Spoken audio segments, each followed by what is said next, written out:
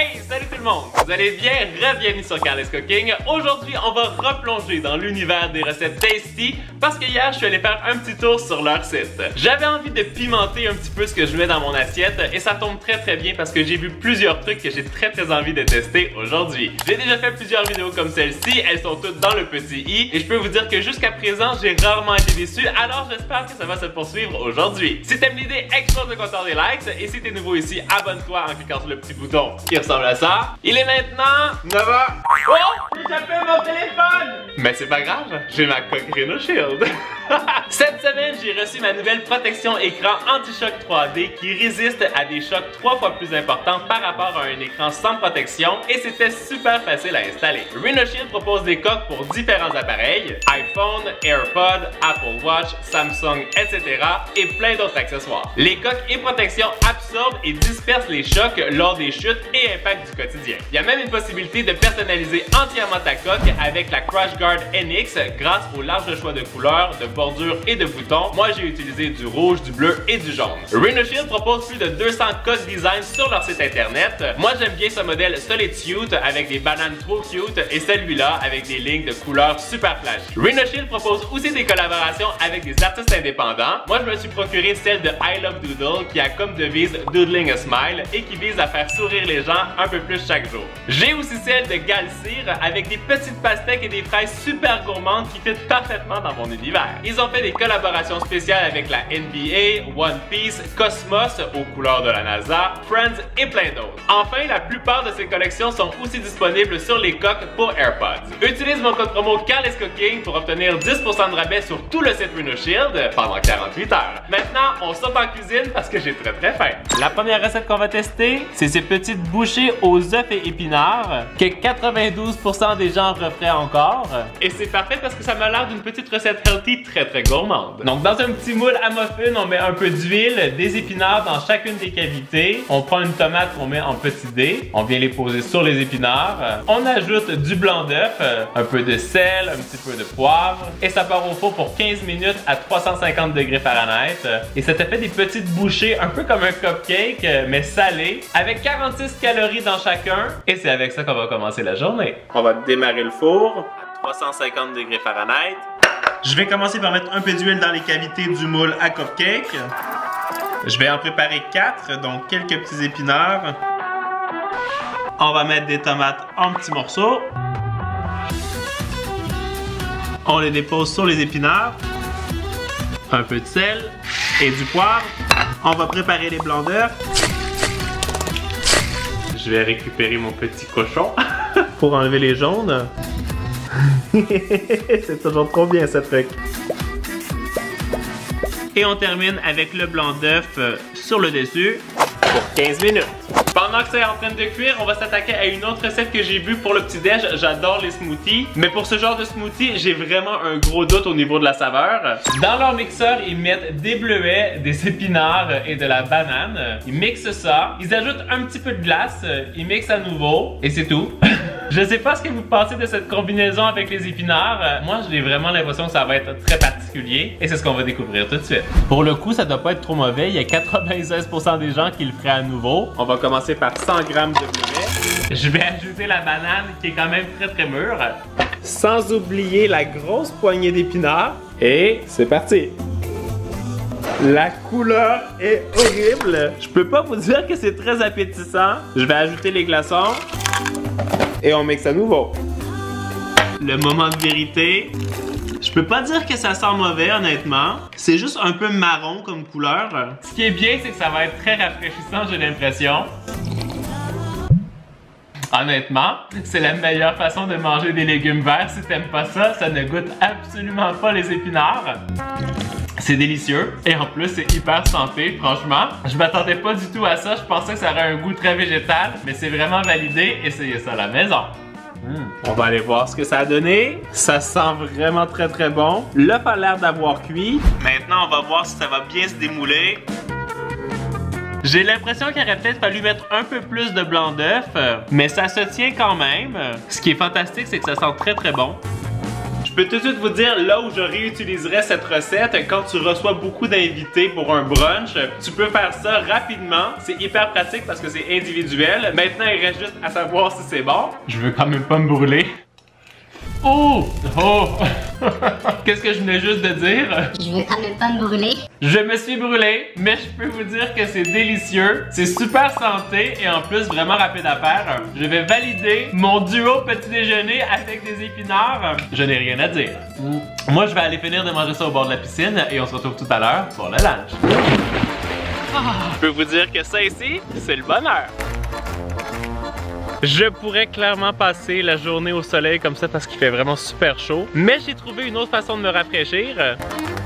Juste à point pour l'été, une petite slushy à la pastèque. Moi qui est un fan de slush, je peux vous dire que j'ai très hâte de goûter ça. Donc on prend une tasse de pastèque avec une lime qu'on presse. On ajoute une demi-tasse d'eau et 2 tasses de glaçons. On mixe le tout et il n'y a même pas de sucre. Je suis assez étonné. Et t'as juste à le servir. Et ça te fait ta slush à la pastèque et citron vert. Et puisque j'ai très chaud, je vais devoir me prêter au jeu et le tester pour vous. Je vais récupérer mon mixeur. Je vais prendre aussi de la pastèque, du citron vert. Je vais couper l'équivalent de 150 g de pastèque. Je vais mettre ça dans mon mixeur. Je vais ajouter le jus de lime. Ça sent tellement bon. Une demi-tasse d'eau et 2 tasses de glaçons. Et j'entends quelqu'un qui arrive. Tu vas voir, ça a l'air trop bon. Je te dis santé. Cheers! C'est méga bon. C'est bon, et en plus, tu sais quoi? Non. Il y a 0 sucre dedans. C'est juste la pastèque, de l'eau, des glaçons et du citron vert. Pas comme dans mon 24 heures où je mangeais que la nourriture dans les stations de gaz méga sucrées, hein. Ça, c'est clair. Ça, franchement, c'est le drink parfait pour l'été. Franchement, c'est super rafraîchissant. 0 sucre. Dis donc, je passe une journée très healthy. Et là, en plus, puisque c'est déjà l'heure du lunch et que j'ai surtout envie de vraiment profiter encore du soleil, je vais faire quelque chose que j'ai vu sur le site Tasty qui va me permettre de pas beaucoup cuisiner et de profiter du temps à l'extérieur et de manger un repas healthy. Ça sonne plutôt pas mal, non? Tout mélangé dans un. Ça, c'est mon genre de recette, vous allez voir. Dans une petite casserole, on met de l'huile d'olive avec 3 tasses d'épinards, une gousse d'ail, du sel, du poivre. On mélange le tout. On vient poser un morceau de saumon. On casse un œuf à côté. On ajoute encore quelques assaisonnements. Et ça part au four pour 25 minutes à 325 degrés Fahrenheit. Et quand c'est cuit, tu ajoutes un petit trait de citron et tu peux te régaler. La combinaison de tout ça ensemble, ça a l'air tellement bon. Et en plus, c'est vraiment idéal quand il fait beau comme aujourd'hui. On a faim! Oui! Je vais démarrer le four à 325 degrés Fahrenheit. Décidément, ça va être une journée avec des épinards. Dans mon petit bol qui va au four, je vais mettre l'huile, les épinards, l'ail. Je vais tout mélanger comme ils ont fait, comme si c'était une petite salade. Je vais poser mon morceau de saumon et on va venir craquer l'œuf à côté. Et je vais terminer avec un peu de sel et du poivre. En plus, déjà comme ça a l'air super bon. Ça va partir au four pour 25 minutes. Et pendant que ça cuit, je vais reprendre ma petite slush à la pastèque et je vais retourner à la piscine.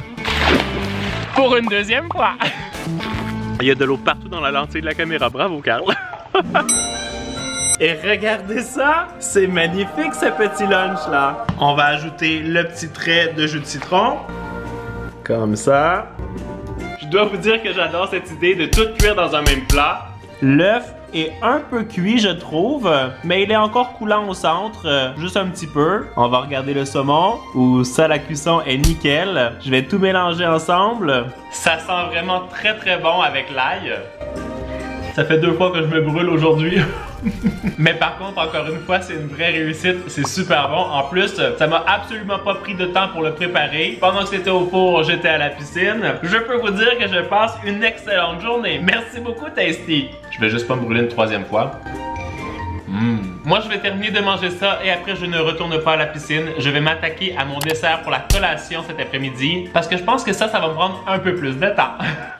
Vous savez à quel point j'aime les arcs-en-ciel et la couleur et ça tombe très bien parce que j'ai trouvé le gâteau idéal sur Tasty pour ma collation.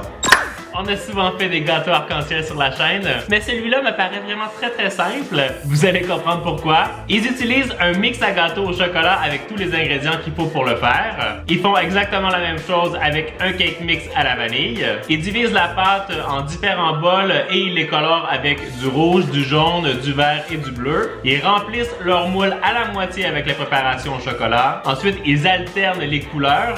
Et pour finir, vous avez compris, ils ajoutent le gâteau au chocolat. Ils font cuire au four. Et quand c'est prêt et que c'est bien refroidi, ils viennent le décorer avec un petit peu de glaçage de toutes les couleurs. Ils ajoutent des sprinkles et regardez à l'intérieur. C'est vraiment super beau. J'ai envie de vous dire, on va l'essayer. Je vais commencer en démarrant le four. On va ajouter tout le reste des ingrédients. On va mixer celui à la vanille en premier. Quand c'est prêt, on n'a pas besoin de nettoyer les fouets. On passe dans celui au chocolat. Et voilà, nickel. Je divise le gâteau à la vanille dans 4 bols. On colore en rouge, en jaune, en vert et en bleu. J'ai récupéré mon moule que j'ai bien beurré. Je vais remplir le fond avec la préparation au chocolat. J'ajoute le rouge, le jaune, le bleu et on termine avec le vert. Et dernière étape, on recouvre le tout avec le gâteau au chocolat. Au four pour un bon 45 minutes. J'ai pas utilisé toute la quantité de gâteau, sinon ça aurait été trop gros pour le moule. Donc je pense qu'il faut quand même bien calculer les proportions. Mais j'ai vraiment très hâte de voir qu'est-ce que ça va donner une fois que ça va être cuit et si on va avoir un beau motif à l'intérieur quand on va le découper. J'ai déjà préparé mes glaçages avec les mêmes couleurs que je vais mettre dans des poches à pâtisserie. Voilà. Et parce qu'on doit encore attendre un peu la cuisson du gâteau, je vais m'attaquer à mon dessert pour ce soir. On va se faire un petit dessert, 3 ingrédients comme je les aime. On prend de la crème fouettée qu'on met dans un petit bol carré. On ajoute des craquelins Graham, plus de crème fouettée, des fraises, des craquelins, de la crème fouettée, des fraises. On termine avec une dernière couche de crème fouettée et quelques fraises. Et ça part au frigo pour 3 heures. Je pense que c'est parce qu'il faut que le biscuit ramollisse un petit peu, sinon on pourrait pas bien le servir. Je vais le préparer tout de suite et on va le déguster ensemble à la fin de la vidéo. Je vais prendre 500 ml de crème, 35% de matière grasse. Je vais commencer à la fouetter doucement et je vais ajouter graduellement une demi-tasse de sucre glace. On sait que la crème fouettée est prête si on est capable de retourner le bol au-dessus de la tête et... c'est bon! Maintenant, je vais mettre les fraises en morceaux. Parfait! Maintenant, j'ai tout ce qu'il faut pour assembler le gâteau. Je vais ajouter des petites miettes de biscuits sur le dessus parce que je pense que ça va être plus croustillant. Et mes derniers petits morceaux de fraises. Et je vais mettre ça au frigo pour 3 heures. À plus tard! Ça va être enfin l'heure de démouler mon gâteau. Et... tadam! Je vais utiliser les poches à pâtisserie avec une douille dentelée. Et comme dans la vidéo, on va faire des petits zigzags un peu partout. Je pense que comme ça manque pas de couleur, mais on va quand même rajouter quelques petits sprinkles. J'ai rajouté une petite décoration tout autour et je trouve que c'est plutôt pas mal. Il reste seulement qu'à voir à quoi ça ressemble à l'intérieur. Je pense que j'ai jamais attendu ma collation avec autant d'impatience. On va voir à quoi ça ressemble à l'intérieur. Et j'ai l'impression qu'il aurait pu avoir un peu plus de gâteau coloré. Vous le saurez à la maison, mettez pas trop de gâteau au chocolat. Mettez plus de pâte colorée, ça sera encore plus joli. Mais je trouve quand même que le résultat est plutôt pas mal. Santé! Même si ça reste seulement un gâteau du commerce, je dois vous dire que ça me fait vraiment plaisir ce petit gâteau aujourd'hui. Moi, je vais terminer tranquillement ma collation. Et on se retrouve tout à l'heure pour le repas du soir.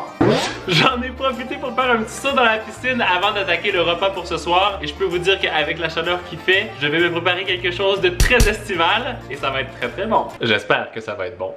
On va se faire du maïs au parmesan. Ça a l'air vraiment simple. Il faut mettre seulement un petit peu de beurre sur le maïs, le tremper dans le parmesan, ensuite le mettre dans un plat qui va au four avec sel et poivre et le cuire pour 25 minutes. Ça, c'est le genre de repas que j'aime durant l'été et je pense que je vais me régaler. Je vais démarrer le four à 375 degrés Fahrenheit. J'ai mis mon parmesan en poudre très fin. Je vais récupérer du beurre que je vais mettre sur mon maïs. Je vais bien le recouvrir en entier. Et je vais le tremper dans le parmesan pour que ça adhère sur toutes les parois. Je vais le mettre sur ma plaque de cuisson et je m'en suis préparé un deuxième. J'ajoute une pincée de sel et du poivre et ça part au four. pour 25 minutes. Puisque j'ai très faim, je vais faire quelque chose que je fais jamais. Je vais goûter à mon dessert avant d'avoir pris mon plat principal. Je vais ressortir le dessert aux fraises qu'on a fait tout à l'heure. Je suis curieux de voir si le biscuit va bien se couper. Ah oui, ça a ramolli, donc ça c'est parfait. Ça fait vraiment comme un dessert qui se tient très bien. C'est génial. Ça donne vraiment l'impression d'un shortcake aux fraises, mais version express. Je vais vous dire ce que j'en pense. Mon niveau de satisfaction, je peux vous dire, il est vraiment très haut. Avec seulement 3 ingrédients, se faire un petit dessert comme ça, ultra rapide et aussi gourmand, c'est vraiment quelque chose que je valide et que je vous recommande d'essayer aussi à la maison. Si le maïs est réussi, ça va être une journée parfaite. Mais ces petits maïs, ils ont l'air délicieux. Je vais récupérer mon petit truc de shine que j'aime beaucoup pour le maïs. C'est trop pratique quand c'est chaud. Je vais venir le piquer comme ça. C'est tellement parfumé, ça sent délicieusement bon. Ça sent le paradis ce truc.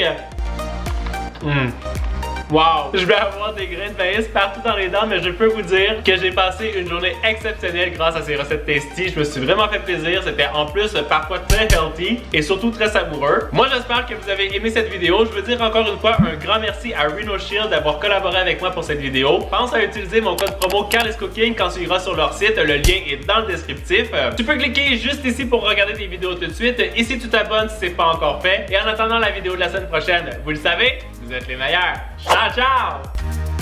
Je suis pas certain que je vais garder du maïs pour Isaac.